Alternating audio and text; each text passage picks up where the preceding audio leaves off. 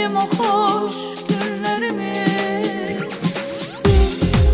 Sebepsiz bu ayrılığın her gün daha çok öldürecek. Ne etsem manası yok. Beş günlerin dinecek geçecek. Daha silinmedi kalbimden izlerim. Sevgi mesajların, yararsız sözlerin. Ümidim kalmadı, yalandı hislerin. Çık git hayatımdan diyebilmedim. Daha silinmedi kalbimden izlerim.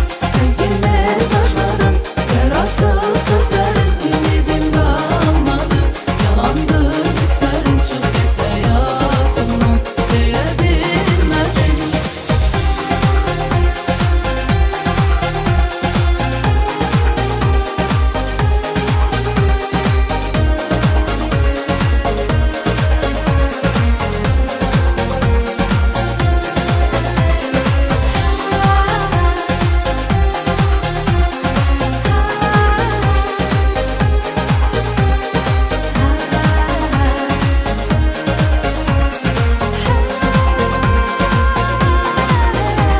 Artık sevgiye hiç inancım kalmadı. Sendin benim tek dileğim.